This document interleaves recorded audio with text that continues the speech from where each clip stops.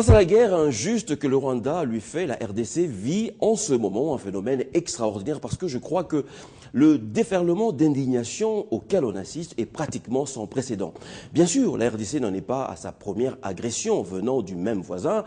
Dans les 12 dernières années, la RDC a enregistré autant d'incursions, sinon plus, dans la même partie de son territoire, et il y a eu toujours des réactions de quelques Congolais éparpillés ici-là, mais des réactions timides. Mais jamais on a eu autant de mobilisation en faveur de la RDC, tant sur le plan international qu'à l'interne.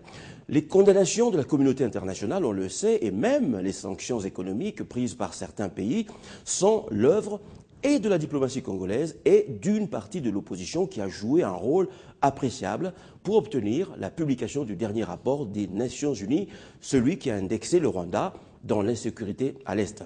Sur le plan national, l'indignation face au projet macabre de balkanisation de la RDC, qui est le leitmotiv des tensions récurrentes à l'Est, est totale. Des attaques venant d'hommes ou de femmes politiques sont permanentes. Elles sont franches, elles sont argumentées, elles sont lourdes, elles ne sont pas tout à fait neuves, mais elles sont responsables. Et c'est là la grande différence.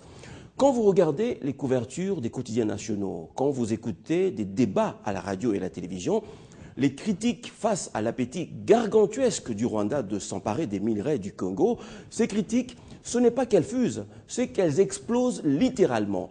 Dans le pays, il y a incontestablement l'unanimité dans l'inquiétude de ce qui se passe à l'Est.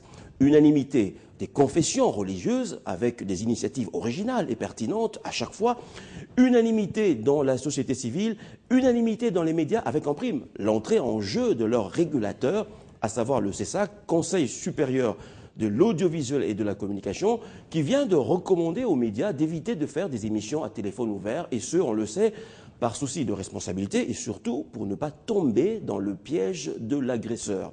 On assiste donc à une mobilisation tous azimuts, mobilisation dont a rêvé Patrice Emery Lumumba, mobilisation telle que l'entendait le maréchal Mobutu, mobilisation chère à Mzee Laurent Désiré Kabila. Franchement, c'est un moment magnifique pour une nation comme la nôtre, pourvu que cela ne puisse pas déboucher sur une petite souris.